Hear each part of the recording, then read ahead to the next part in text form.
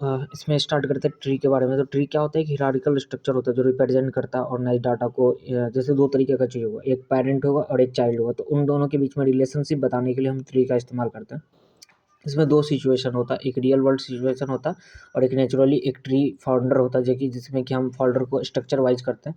Operating system होता है जिसमें कि हम टैग करते हैं स्ट्रक्चर को एक HTML के फॉर्मेट में। एक ट्रूथ टैग होता है और एक HTML टैग होता है। जैसे यहाँ पे एक फिगर दिख रहा होगा आपको, इसके अंदर दिख रहा होगा कि जो सबसे ऊपर की एलिमेंट्स होते हैं उसे वो रूट बोला जाता है, बाकी सारे को द टॉप मोस्ट नोड जो होता है ट्री का वो कहा जाता है रूट, और जो नोट्स जितने भी बिलो होते हैं वो सारे के सारे चाइल्ड नोट्स कहलाएंगे। Each node can have multiple child nodes and this child nodes can also have their own child nodes, मतलब उसका भी एक चाइल्ड नोट्स होगा। जैसे यहाँ पे देखें, जैसे यहाँ पे हम रूट का नोट होगा ए, उसका BCDEFGHIJKL JK तक है, सारे के सारे सिबलिंग्स ये तीनों के तीनों हुए।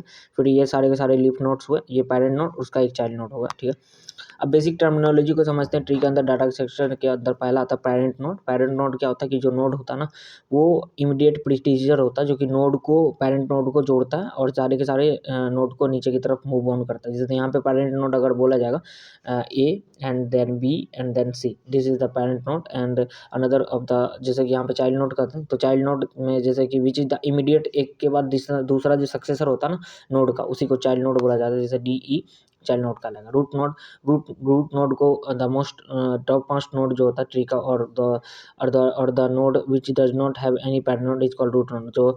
जो चाइल्ड नोड का और जो सारे नोड्स होते हैं उसी को रूट नोड बोलेंगे।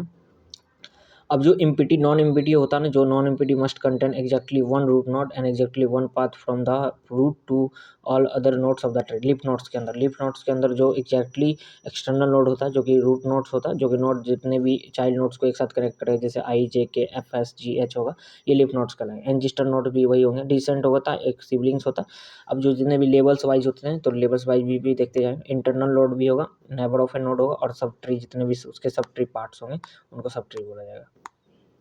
अब इस तरीके से हम रिप्रेजेंटेशन भी कर सकते हैं tree data structure. A tree जो है वो कंजिस्ट करता है रूट नोड को, जीरो को, मोड सर्विस ट्रीज को, T1 T2 T3 सोन करके Tk तक एक उसका एक एज होगा जो कि रूट नोड को दिखाएगा, और ट्री जो इस सब ट्री को दिखाएगा, और जितने भी सब ट्री होंगे वो नोड X को कंजिस्ट करवाएगा, और जितने भी नोड्स होंगे वो X एंजिस्टर नोड कहलाएंगे।